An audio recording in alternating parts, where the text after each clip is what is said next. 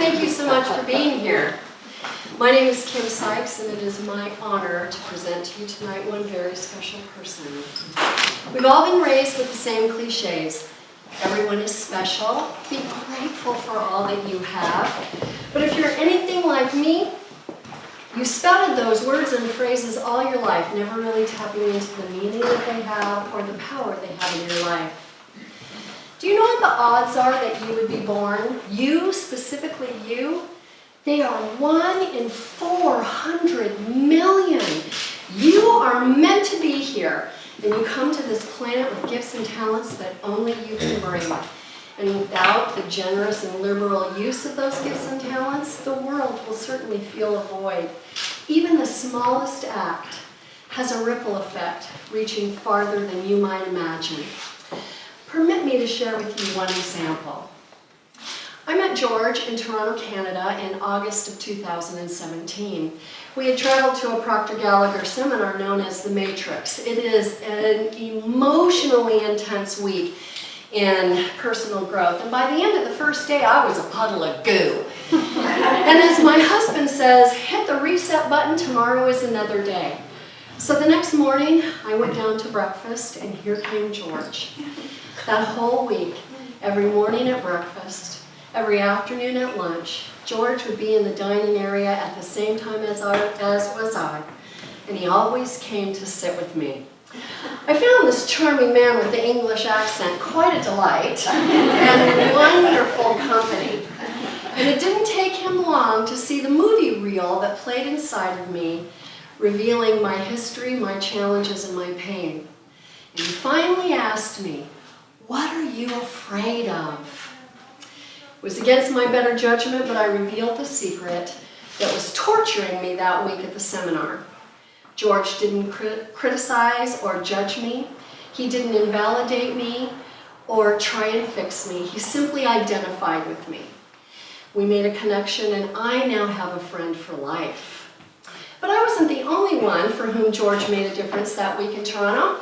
The very first night, he saw a tall young man seated in the lobby restaurant all by himself, and he asked Matt, "May I join you?" And after 2 bottles of wine, a delicious meal, and hours of conversation, they finally called it a night in the very wee hours of the morning.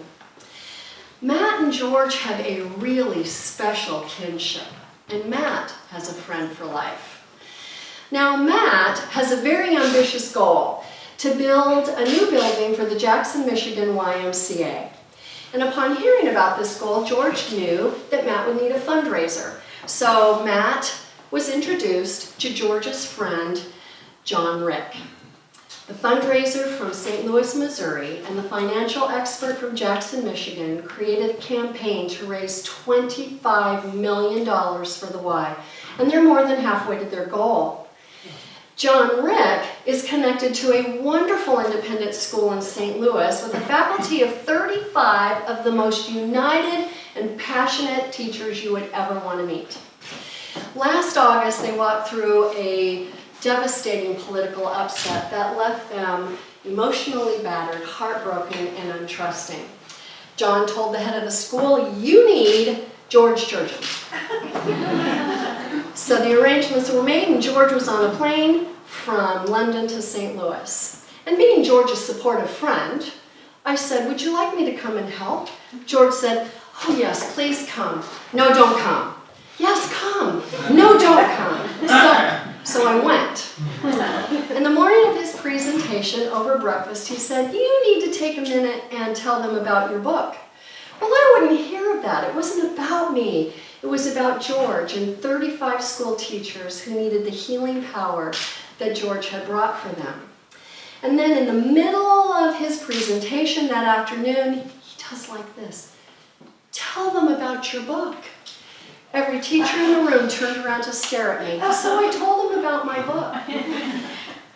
Long story short, not only will my book be in their school library, but the headmistress has volunteered to work with me on a curriculum supporting that book. Everyone is special. We don't always see the ripple effect from the sharing of our gifts and talents. Because of George, I survived a week in Toronto, wrote a book, and have a team to create a curriculum. Because of George, Matt will erect a new building for the Y, which, by the way, supports thousands of people in the city of Jackson.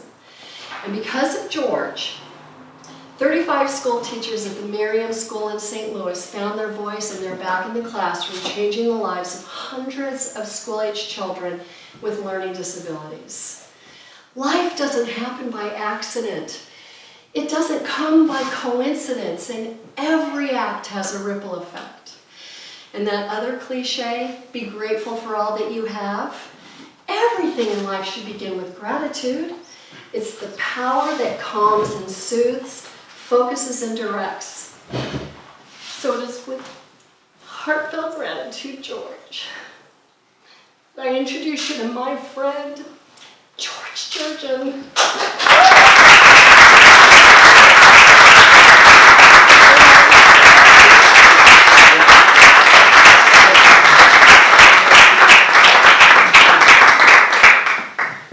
How are you supposed to beat that? Well, good evening, everyone. Thank you for coming. I really feel very special because each and every one of you I have a connection with, so I'm really deeply grateful and feel blessed. So, this evening, a talk about spirit of gratitude. How did it start? How did it come about? And what is it about? Well, first of all, the stories in the book emerged on paper in January 2016, when I went away on a 30-day silent retreat up in St. Bynoes in northern Wales, Clwyd Valley. And up there in that silence, and I mean, I've never been more silent than 3 minutes. 30 days is a killer. It really is. And you've got no TV, no radio, no emails, you can't read books, you have literally no connection with anybody in terms of communication. And even going for breakfast, lunch and dinner, you can't talk to anybody, you just look at them. And, you know, if you're lucky, one person might smile back. Because they're all in their own sauce, right? So that silence,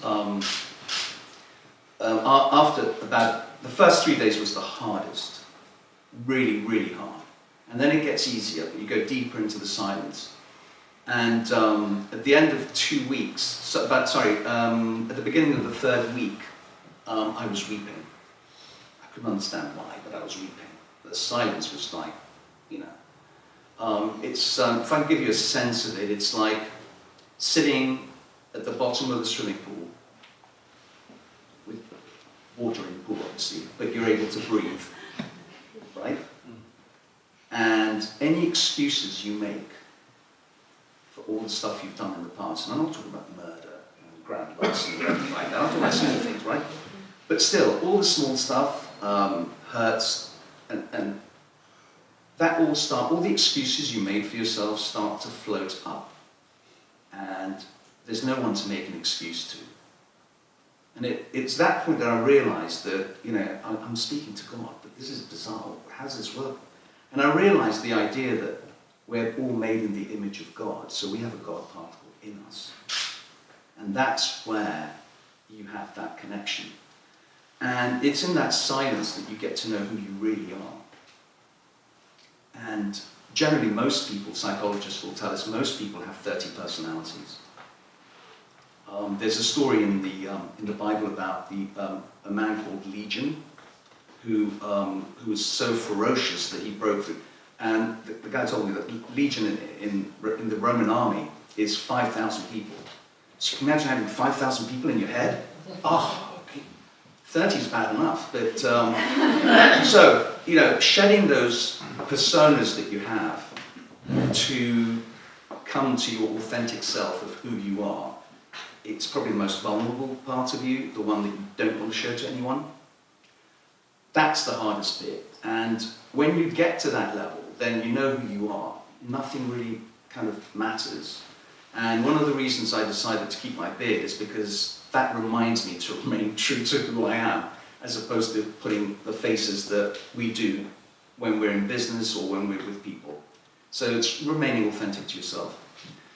So, but the stories in the book that I wrote was because one of the exercises you have to do in the spiritual exercises is you have to go back into the homes that you lived in. And I had to go all the way back to childhood and look for the good things and the bad things that happened to me.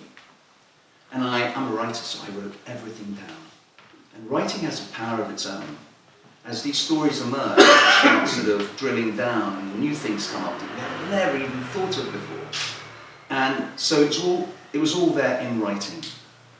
And when I was looking over it, I realized there was a connection between all the bad stuff that happened to me and all the good stuff. And the connection was that the good stuff would not happen without the bad stuff. In spiritual language, they call it desolations and consolations. In our secular world, we call it crises and opportunities. You don't get the opportunities unless you have a crisis. So when we talk about gratitude, there are three types of gratitude. The polite, societal gratitude. Oh, thank you very much for this gift. What is this? That one. Then there's one where we're grateful for all the nice things we have, all the things we're blessed for. But most of us forget to say thank you for the crises in our lives, which are probably the biggest blessings that we're not even aware of. And so this is what this book is about. And so I wrote those 12 stories as a sort of, to pique people's interest, because you can't tell them about the science behind it, the science of self-development, because it's so dry. People love stories. So I started with stories so I could draw them in to the material, and they would then be able to understand how it applies to them. So, yes, where was I? Yes. So, the stories that are in the book, I went for that silent retreat because I was in a very difficult place in my life. The challenges and the stresses were overwhelming, and I was in a litigation, which was primarily the cause of it. And so obviously the stresses of money and so on and so forth really get to you, and after a while you're sort of freaking out, but you can't surrender. You fought too long, you can't give up. So surrender is not an option. So I had to look for another way. It was impacting me physically. So the doctor said to me, if you continue this way, you will not survive. So I had a choice. I couldn't surrender. I couldn't continue this way. I had to look for a third option. So I went to meet the man upstairs in North Wales, where he lives, with a huge amount of sheep.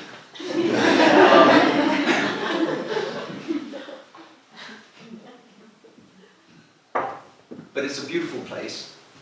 And in the whole process of doing this, I also spent an hour and a half walking the Welsh hills. And my God, do those hills exercise you? But in any event, the real story for me, my journey, started back in 2007, when there was a perfect storm in my life. It was a perfect storm of three unrelated events converging all at the same time in 1 month. First, Talene and I were moving house, and as you know, it's not like moving from one bedsit to another. Moving house is hugely stressful. Yeah, you would know, Victoria, right? Hugely stressful, because you're moving stuff for so many people. And if you're downsizing, it's even worse, because now you've got to get rid of stuff, and there's emotional things attached to things you've got to get rid of, and then you've got to store some and take some to a new place. So there's a lot of stress moving and packing and stuff. So that was one. The second storm was, we got news that Talene's father had suffered a stroke, so we had to go and see him, and he was in a coma, and he died about a week later. So that was something we had to deal with, funeral, and then wills and so on. And the third one was, just as we got back, I had to go to have an MRI and a colonoscopy done. And in the process, I think it was during the MRI, they discovered a huge tumor the size of an eggplant sitting on my pelvis. So they shunted me over to an oncologist, and Talene was in the meeting, and the doctor said, you know, bone tumors are generally secondary cancer, and in 98% of cases, it's gone through your whole body, which means that you've got about 6 months to live. So we were kind of shell-shocked. It's like, whoa, this is not my time yet. And what happened was, we went home, and for 3 weeks I had to undergo tests for him to confirm that his findings were right. And those 3 weeks of thinking that this is my limited time I have is really, what's the word for it? That's when you really start to think clearly. And you realize that the most important thing in life is not money, actually, it's time. Money is replaceable, time is not. And so few people know that. I didn't know that.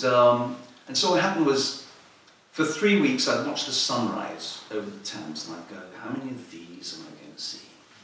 Oh, that was a wrench.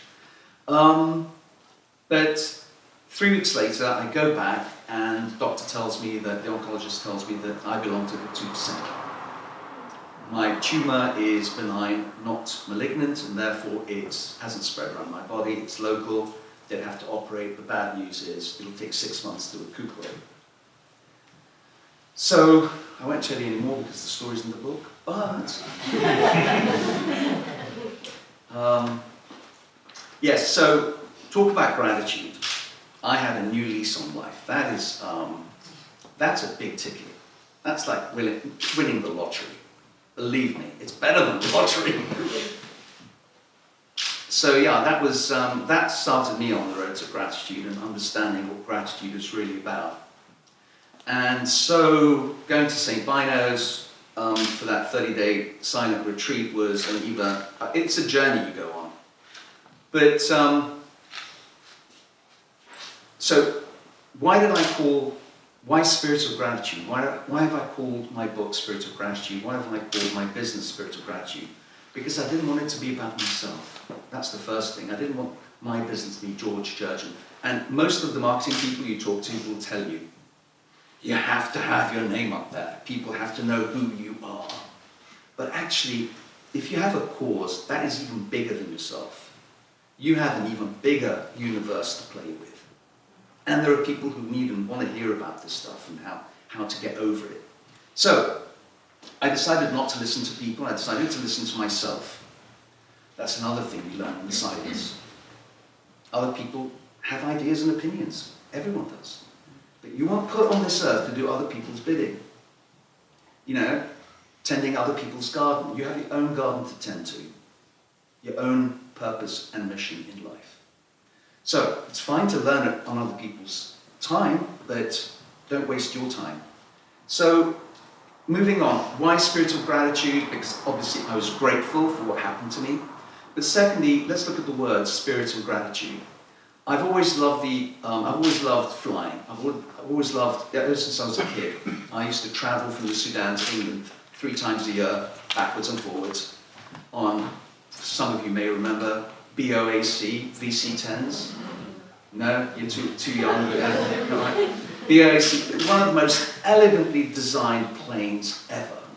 It was the most beautiful aircraft. And flying on it as a kid, I'd look outside the window over the clouds and I was in heaven. It was just beautiful, and seeing the plane banking on cities as you land, it was just magnificent, a great feeling. So I've always had an attachment to planes. And I've studied about the spirit of St. Louis, the first solo maiden flight of Charles Lindbergh across the Atlantic from New York to Paris in 33 hours. That was magic for me. And so I read about the guy, and I thought, I like the idea of spirit of, and I thought, spirit of what? And I obviously ultimately plugged in gratitude because that's where I was coming from. So I called it Spirit of Gratitude.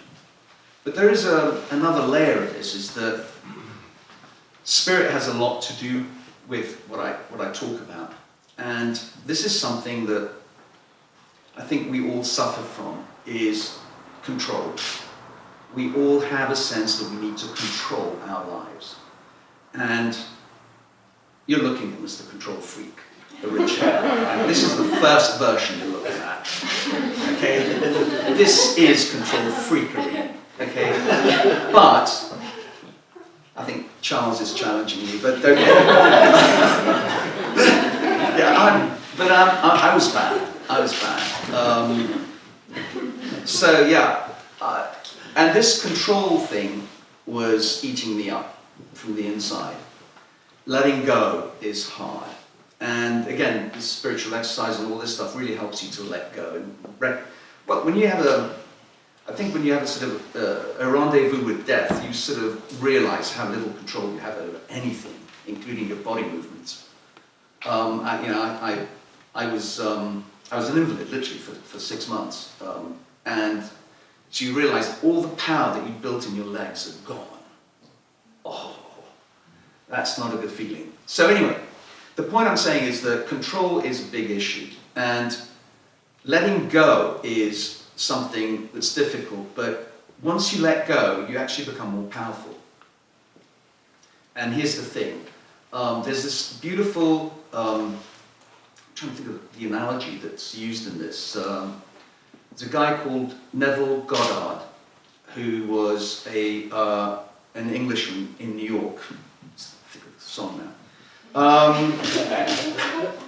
He was a great thinker, and he said that there is a spirit flowing through us, through each of us. We're all made in the image of God, so there is a spirit flowing through each of us.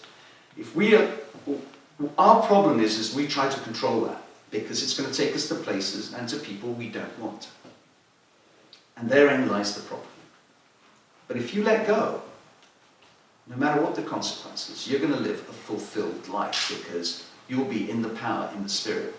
And I think the only other person who's, well, two other people, the other person that comes to mind who really got this was Mary Ann Williamson. I don't know if you've ever heard of her. She's an American spiritual writer who, in fact, she wrote the words that Nelson Mandela's people copied, and he used it for his inauguration. It's called, our deepest fear is not that we're inadequate. Our deepest fear is that we're powerful beyond measure. We are powerful beyond measure. What stops us, we're afraid of how this will impact on, if you're a kid with your parents or with your friends. We're all afraid of losing, parental approval, sibling approval, friend approval, and that causes us to stop ourselves from flourishing, from emerging from the cocoon, as it were. And so, yeah, and I want to use this because this is really useful. One of the things that one of the things that people really, really want is love and acceptance. That's all people want. At the bottom of every struggle is that. And everything else is just camouflage on it, it's just decoration. People just want to be loved. And when you recognize that, it changes the equation in your business, in your social life, everything. And if you do that, if you allow yourself, if you release that control and let things be, you can do some amazing things. And, I'm still a work in progress. Let me tell you. My phone. Can I have that? Just a sec.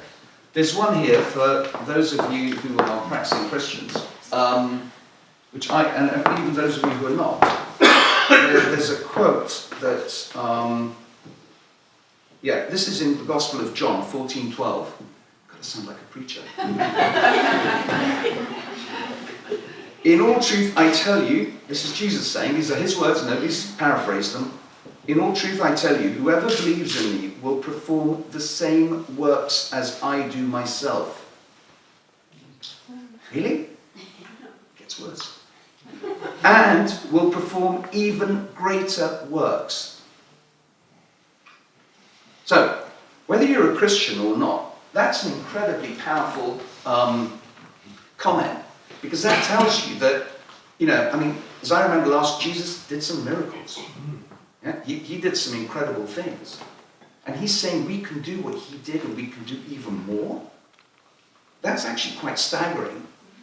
And the only thing stopping us from doing that is our own self-limiting beliefs, our own low self-esteem. We can actually do so much more if we believe. Now, which takes me to the next point, is what is the significance of gratitude? Okay, it's not just about a feel-good thing. It opens up your mind, your thinking mind. Now, there was a guy called Martin Heidegger. He was a German philosopher. And Martin Heidegger did some studies on thinking and thanking.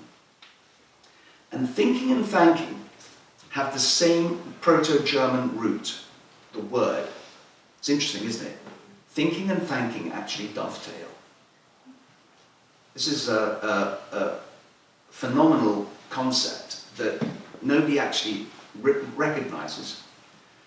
And so this thinking and thanking, he was saying that gratefulness is the pathway into thinking. Gratefulness is the pathway into thinking. And the reason is, if you're not in a grateful state of mind, you're not thinking right. And I'll explain to you why. In our society, the concept of death is poo-poo. People just don't like to talk about it. You know, he passed away. So, he died! When you don't think of death, and death is the exact polar opposite of life, you're not living life to the full. The people who live life to the full are people who recognize they could die in a single moment. And when you know that death can happen any time, that focuses your mind into proper thinking. If you take that out of the equation, you're going around in circles. You're mentally processing things, but you're not really thinking. Clarity of thinking comes when you recognize that your life is mortal and you can go at any time. So this is it. So next time you drink coffee or have a glass of wine, try to have a glass of wine. But you've got to think that way, because that's clarity of thinking. And actually that also helps you to focus and aim for what's really important in life. I mean, I cleared out a lot of stuff after my death scare. You just clear out things that are not important to you. Like what other people think. Now that's a big subject. What other people think.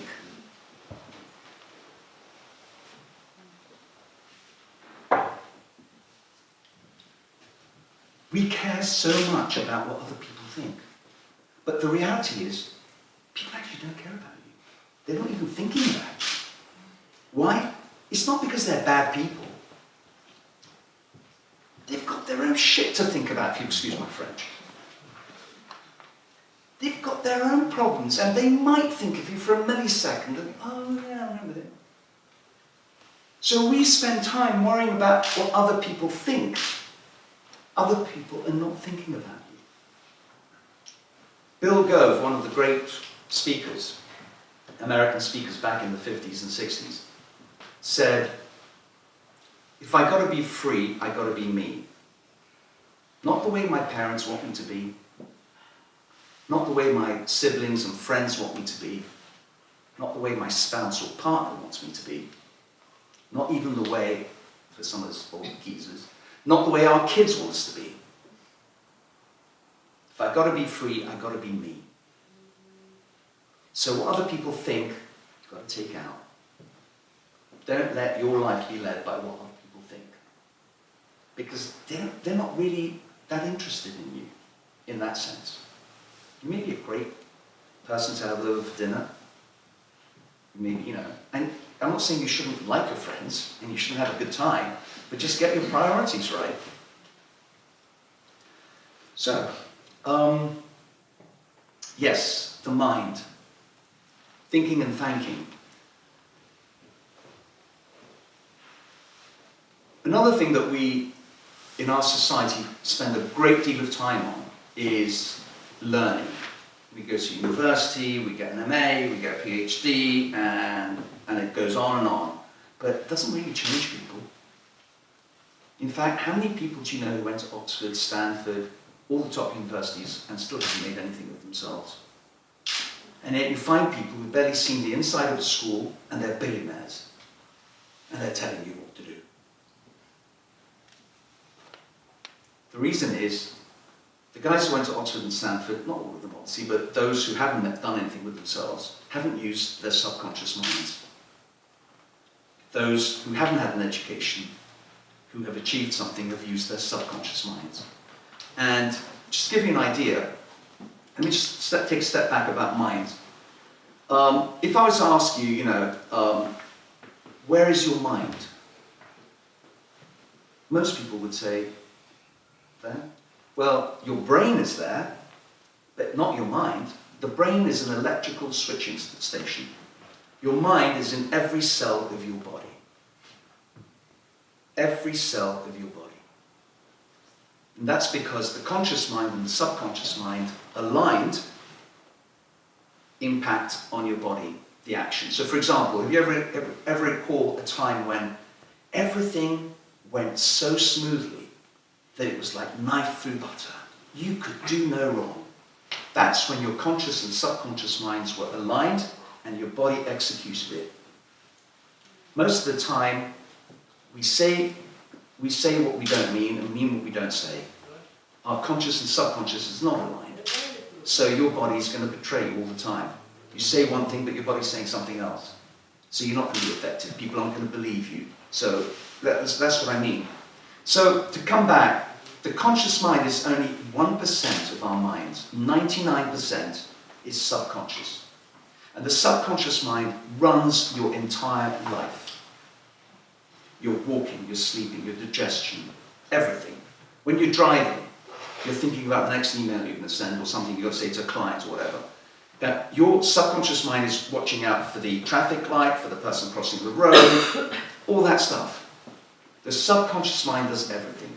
But the difference between the conscious mind and the subconscious mind is the conscious mind is in the past or the future. The subconscious is in the present. It's always now. And you need to live in the now. To be grateful in the now so that you're thinking. Now, I'm not saying you don't plan, but just don't let it overwhelm you. You plan and you leave it, because those plans will change. So, coming back to the mind, you need to have a picture in your mind what the mind is about. And most people don't have a picture in their mind about the mind because we don't have a picture. And I've just given you one. There's a conscious mind, subconscious mind, and a body. And recognize the alignment of that. That's the picture. If you hold it in your mind, you understand how this operates. So, we're nearly there. Right, I'm just going to, I know Anthony has, I've got to read this. This is a chapter on self-help, no, self-image, close. Self-image.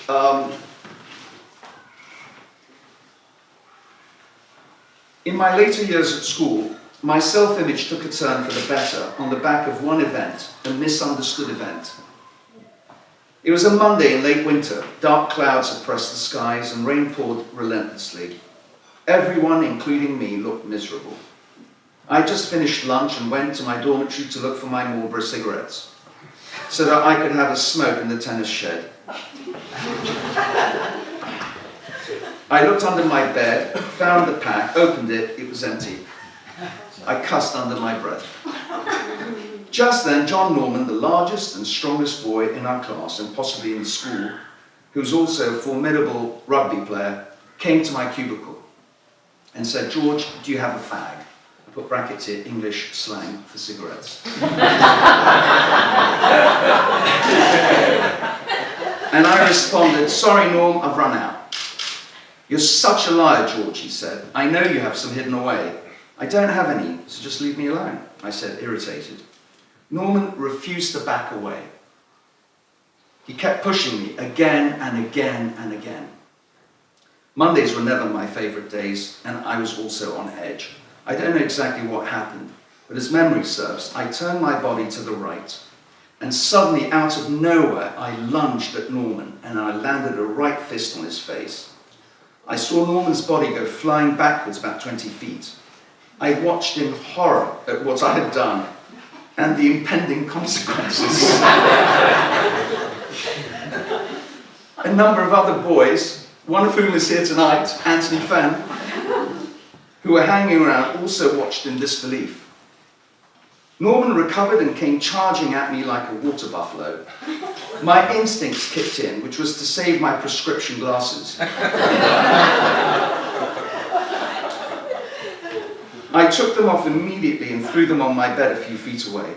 As Norman was almost upon me, I swiftly bent my torso, curled my head and covered it with my arms, and shut my eyes, expecting to feel a great deal of pain. I felt Norman's body flip over my body and land with an enormous thud on the floor. As I turned around, opened my eyes, I saw Norman on the floor, whimpering in pain, and one hand holding his shoulder. I went over to him and tried to pull him up, but he was in pain. With the help of a few boys, we managed to slowly get him up, and we took him to the infirmary. At supper that evening, the rumour was that George had thrashed Norman.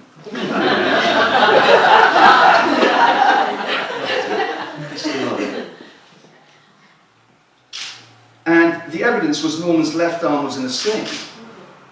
The whisper from ear to ear was, "Don't mess with George." All eyes were on me, and the eyes betrayed respect and fear. Although I tried not to show it, my heart and mind were surging with pride and power. What was strange for me about this event was that I now had an enviable reputation, which I must say I enjoyed and milked it for what I could. And with my surprise victory over John Norman impacted my fellow classmates. They saw me differently after that incident. And that changed how I saw myself. Although I was an unconscious competent in the arena of reputation, I had read Machiavelli's The Prince, and I knew I now had an edge, and I confess I did use it to my best possible advantage. In hindsight, I recognized the experience was a clear fingerpost for me to pursue a career in the field of communications, such as marketing, PR, journalism, writing, and public speaking. However, at that time, the image I had on the outside did not correspond to the image on the screen of my mind. I did not feel like a true victor. At that time, I knew I had defeated John Norman by pure chance, not by physical strength. Therefore, my internal dialogue did not reflect the image that others saw of me. As an adolescent, victory by luck or stealth did not feel like genuine victory. Today, I know better. And thank you.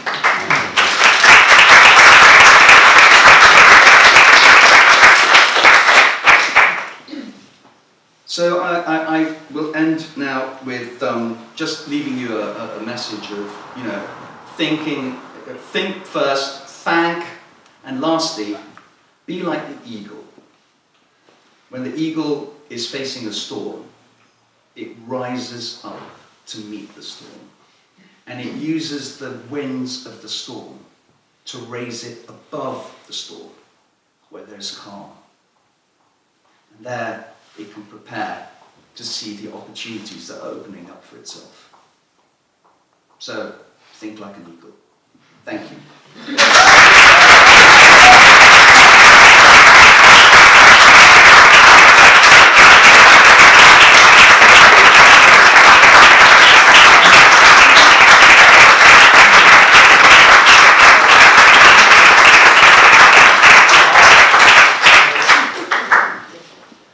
We have about 10-15 minutes for Q&A, so please feel free to ask any questions. Yeah. I thought that was a great question. Would you say that it's the first time that you've thought outside of the box? No. But I think the journey on this one is very personal. And I'm talking a lot about my own life. So I'm opening up. I'm being vulnerable to that form of attack.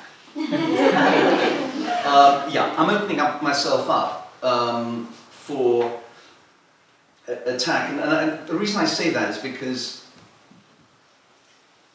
when you open yourself up, you're vulnerable. But at the same time, it makes you powerful. All right? There's a paradox here. And it's only when you start opening up that you do become powerful, because you've shed light on all parts of your life, the good and the bad. And that gives you power. And do you think that kind of thing will create controversy from people who read your book? Oh, I welcome it. Controversy is good. All controversy is good. The reason I say this is because, take Charles Lindbergh. He was called a fool. He was called a fool for thinking that he could fly across the Atlantic. So people are going to call me a fool for revealing stuff that I wouldn't have said that. What a dumbass. No, I don't care what people think. I really don't. I can't control what people think. So if I can't control what people think, how's it going to help me caring about what people think? Now, I'm not saying, be destructive and be a sociopath. No. What I'm just saying is that keep a balance in yourself. Just don't let what other people think dictate who and what you are. And so, coming back to the Charles Lindbergh story, they called him a fool for many reasons. One of them was he wanted a plane that had a single engine. And they said, "You're mad. You're going across the Atlantic. What happens if one engine fails?" And he goes, "Well, if you have two and one engine fails, you're still stuck. And you're going to go down." Same with a parachute. He didn't take a parachute with him. They said, "You're mad." He said, "What's the point of a parachute if I land in the frozen North Atlantic? I'd be dead before I could whistle." So pointless. And the other thing about taking a parachute on a flight like that would have been it would have given him a false sense of security. So there's a danger to that. Now, he spent $15,000, which he got from the good citizens of St. Louis, $15,000 to build his own custom-made plane in San Diego. He tried to go to New York, to the big bankers who were forking out over $100,000 to his competitors. And they built 3 engine planes with wood and leather inside. And the thing was so damn heavy, they hadn't even calculated how much petrol it's going to use to cross that machine across the Atlantic. What Charles Lindbergh did was he went down to basics. How many miles? 3,600 miles. How much petrol do I need? About 375 gallons. Well, I'll take 425 gallons. He put petrol on the wings and on the fuselage. He recognized petrol was the most important component to use on that flight.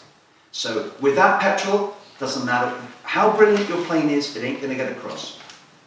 So petrol was the first one. He built tanks in the wings and in the fuselage. And he created that plane to be light, because the lighter it is, the less petrol it uses, giving him what he needs. His competitors were all ace pilots.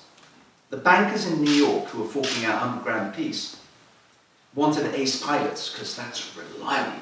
We know he's trusted, he's experienced. Charles Lindbergh was a US mail post flyer. He flew at nights. He'd crashed a few planes, so he knew the lay of the land. But he wasn't an ace pilot, but he knew how to fly. And the way he describes flying is that the plane becomes an extension of your body. You know every little thing in that plane. So he was a meticulous guy. He designed his own plane, and the people who funded him were a banker, an insurance broker, and a press baron in St. Louis, Missouri. And the reason they funded him was because he gave them flying lessons. Networking is very important. Okay? And they gave him money. In fact, when he was almost giving up, they said, "No, you've got to keep going, we'll give you more money." So yeah, they supported him, and he knew his plane. he spent 3 months in San Diego building that plane with the engineers. He flew it to St. Louis from San Diego, so he flew it through rough weather and everything, so he had an idea of the plane. And then from St. Louis to New York. By the time he set off from New York to Paris, he knew that plane. As he said, it was an extension of his body. And one of the books he wrote was called We. That means the plane and him. It was we. It was an emotional connection. And the thing about the plane that he said is that you can't.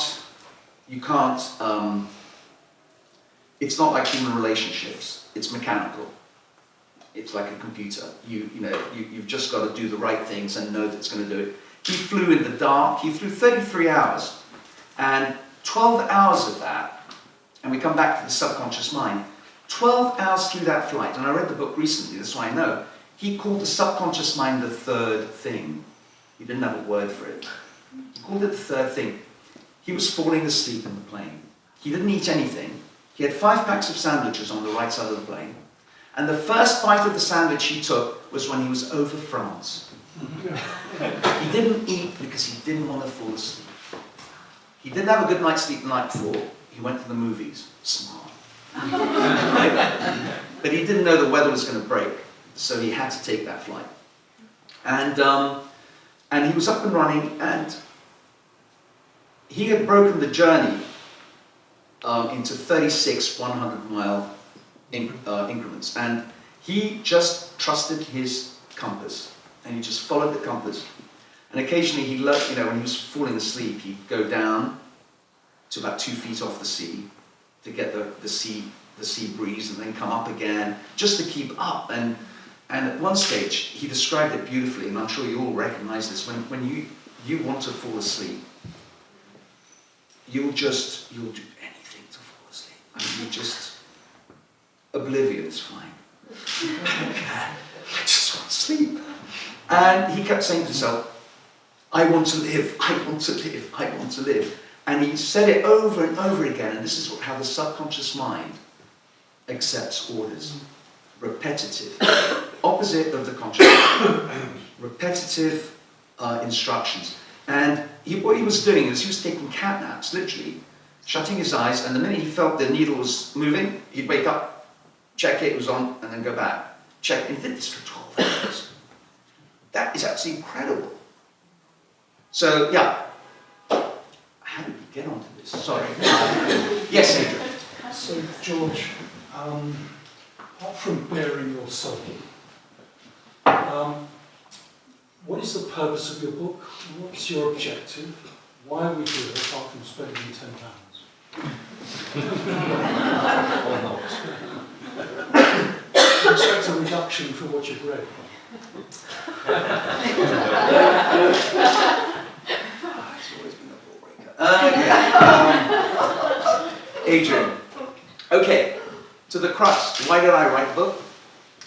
When you ask a question like that to a writer, you have to understand that the answer is going to be, writing is a compulsion.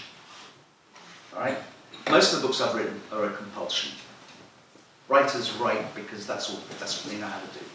The reason I wrote this book was because I thought I had a message and I wanted to share it, and I thought it was important enough to share it. I didn't like the idea of bearing my soul, but I realized that actually that would be a great leap forward for me, in the sense that if I made that leap of opening myself up to ridicule or being called a fool, actually that would strengthen me, because I'm as vain as the next man. Who wants to be called a fool? But I don't care now. And I wrote the book because I think that a lot of people have issues with self-love, self-esteem, and I think they just need to be made aware that there's nothing stopping them from doing what they want to do, and they shouldn't listen to other people. They should listen to themselves. As should you. Yes. Yes, Judy. Do you think you have to reach a sort of crisis in your life to really be able to understand kind of what you're here for? I think so. I mean, I don't, people, you may have had very close people to you die, and that might have affected your parents, perhaps you were very young. That's a crisis in itself. But I think, yes, I think crises are something we all try to avoid. In fact, we will work harder and longer to avoid crises. But crises are something that I think are crucially important for us to grow. I don't particularly like crises coming into my life. But I now know that, I aim not to be afraid of crises, and if it comes my way, then I'm going to be like an eagle. I will rise to meet it.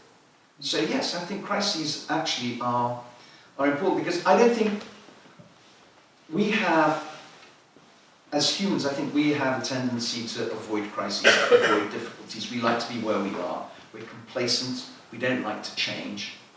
We hate change. And crises kind of throws us out of our comfort zone and forces us to move forward, whether we like it or not. Kicking and screaming, that's where you have to go. So yes. I'd like to talk to you about, I think, as the sister of crises, which is danger, because it strikes me in the little story you told about Limburg, the man was flying a bomb across the Atlantic, ultimately. What's dangerous for you? Oh, that's a really good question. I know what's dangerous for me. Dangerous for me is if this book, when this book takes off, big time, that the media attention and all the negative stuff that comes with it might overwhelm me. That was always my fear. I had fear of success, which a lot of people have too. And it's the sister of fear of failure. But now I don't care. You see, I think this is the point, is that life is a risk. Life is a risk no matter what we do. And the biggest risk is not to take any risks. It really is, and people don't recognize that. They think playing it safe, they're going to be okay. No, you're not. You can fall off the building from the back too. Yeah? Life is a risk. Everything we do in life is a risk. But we, and the advertising world has a lot to say for this, is that we're cushioned. We're protected against death. We're protected against this, that, and the other. And, we get into this false sense of security that everything is okay. And it's not. Life moves on. And, if you want to be living life to the full, on full throttle, you have to accept that danger is part of it. There is no safety. It's an illusion. And actually, fear, okay? Most people can't see fear, and yet they're afraid. But when it comes to faith, I'm struggling with that one. You can't see faith and you can't see fear. I don't know if that answers your question. Feel the fear and do it anyway. Yes. Susan Jeffers, yes. We come from a generation where we are closed books and we've gone through systems, public schools, where it's often very difficult to open up. I mean, we're starting to see that now. But how did your family, how did Tana, Lizzie, Vicky, deal with you opening up in the way that you have opened up?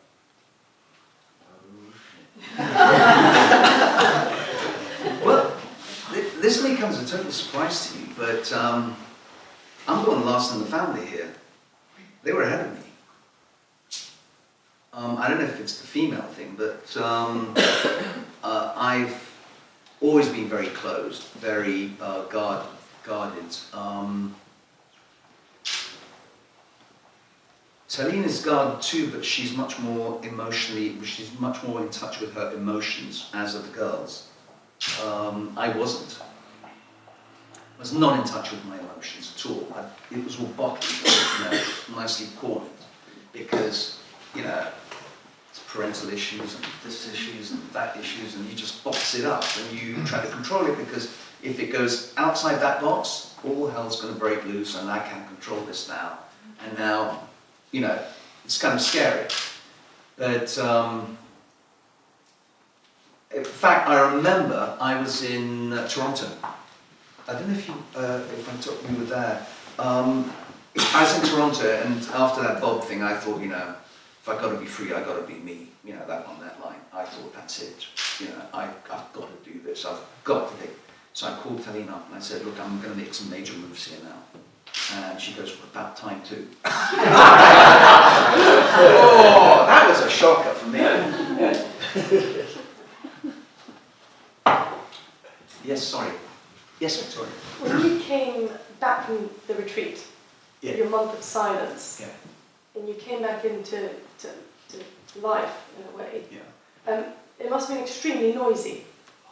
Yeah. So how did you retain the core that you discovered in that silence without it being overwhelmed and crushed by these waves of noise that are just surrounding or being in a city, in general, in life? Well, okay, good question. 2 weeks into the silence, we were given an afternoon off. So I went straight to the pub. I ordered a bottle of Merlot. And I sat there and I thoroughly enjoyed it. But I was chatting up the barmaid as well, because I wanted to converse. And I was getting a headache. I got a headache. I got a really bad headache, and I wasn't sure if it was the wine or talking to the barmaid. But whatever it was, I then left and went back, and I thought, oh, I like the silence. I went back in. On the last day, but the interesting thing about this St. Bino's is you'd think it's Catholic, but all the Methodists, Baptists, Evangelists, they all go there. And so there was one Anglican priest who was quite fun, who said to me, come on, let's go into the town. So I said, yeah, okay, fine, he had a car. So I went with him. And I was gagging to talk. So I kept talking and talking, and then I stopped, I had this blistering headache. I thought, I'm not talking anymore. I said, look, please don't be offended, but I can't talk anymore.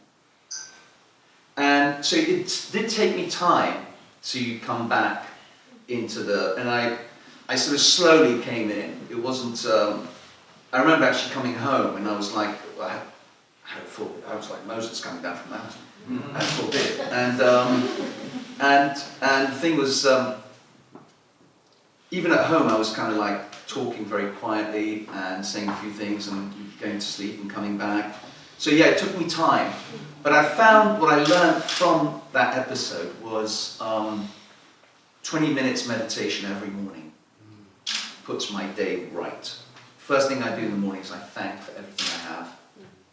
Running water, stuff like we take for granted. We don't appreciate it. Because when you're not in a state of gratitude, all this stuff is like, where's the problems now? Let's look at the problems. Or you wake up in the morning, you think about the problems that you're going to have to face the next day. Who needs that? And when you put yourself in that state of mind that I'm grateful for everything I have, it gives you that sense of well-being, and you start the day on a good footing. And that's what I find really, really useful. So, being grateful isn't about, being nice. It's about being nice to yourself, not other people. It's to yourself. And,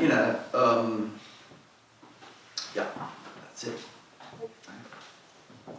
Yes? Yeah, I just wanted to find out what you feel is next for you, because this book is based on a really relevant subject, the gratitude, the positive thinking, a lot of people doing it. Do you think it's going to lead you into like motivational speaking?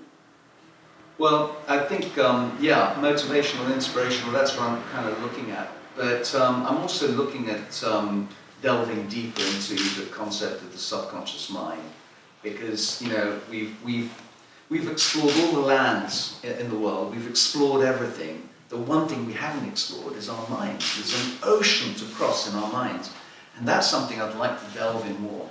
But that is kind of like my side thing. But for my everyday work, it would be, this is kind of like the bedrock from which I will go forward. Yes?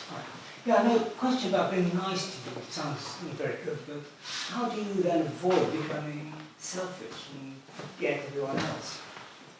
Well, okay, this isn't like one extreme to the other. There's a concept that, this idea of you have to love your neighbor as yourself, right? Let's just take that concept, loving your neighbor as yourself. And everybody beats themselves up about, oh, you know, I'm not a good neighbor. And well, how can you be good to your neighbor if you don't love yourself? Right?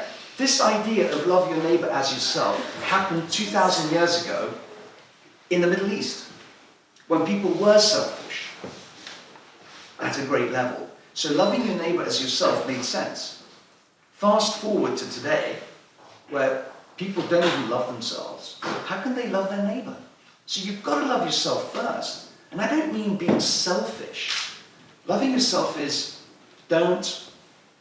For example, we rush around trying to please people all the time. We don't give ourselves enough time to quieten down, to relax and enjoy a cup of coffee or a chat with a friend. Oh no, I've got to be on the phones again. No, that's what I mean. I don't mean about, you know, the gratitude and stuff to the point of pure selfishness. No, it's a balance, obviously. Yes. George, you've had this realization around crises and the value of them. Can you talk a little bit about how you've treated a crisis differently now since you've had this realization and what it has changed about your approach? Okay. It's a very good question. And we're running out of time, so I will answer that, but that will be the last one, sorry. It's almost 8:10. I think I will refer to a particular situation I've been in. I've been in the litigation for 11 years. I've been funding litigation. I've had victories and victories and victories, but the war hasn't ended. It's about to end, hopefully now. But and whatever the outcome is the outcome. But in terms of crises, how would I do things differently now? I've actually thought a great deal about that, and I've realized that I can't go back and say, oh, I've done this differently. I've made decisions, and when you make a decision, it takes you down a path. And that path leads you on to the next one. And so, from the first decision, all the other possibilities are eliminated. So you've set a path for yourself. If I go back, would I change it? I don't think so, because I think this was my path. If I had not gone through that path, I wouldn't be where I am today. So, I think crises are things that happen to you. They're random, or maybe they're not. I don't know. But they come to you, and how you tackle it, how you address it, is the question. Do you hunker down, frightened, avoiding it? You're still in crisis. You still have to address it. Or do you say, it's come my way, I have to deal with this now, and grab the bull by the horns? And actually, it will empower you, because it will push you where you would not naturally go. So whether it's a relationship or a job or whatever, you know, you have a crisis, rise to meet it. That's what I would say. That's what I would do now. I wouldn't hunker down.